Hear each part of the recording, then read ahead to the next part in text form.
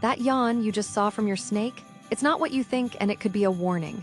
If you've ever seen your snake open its mouth wide in what looks like a yawn, you might assume it's just sleepy. But here's the truth. Snakes don't actually yawn like we do. That jaw-stretching motion is called mouth gaping, and it serves a much different purpose. Snakes do this to realign their jaws after eating. Since they swallow prey whole, their flexible jaws need to reset. But there's another reason. It can also be a sign of stress or even a respiratory infection. If your snake is doing this frequently without a recent meal, it might be time for a vet visit. So next time you see that yawn, remember, it's not tiredness, it's biology or a red flag. Did you think snakes yawned before this? Drop a snake in the comments and follow for more pet myths debunked.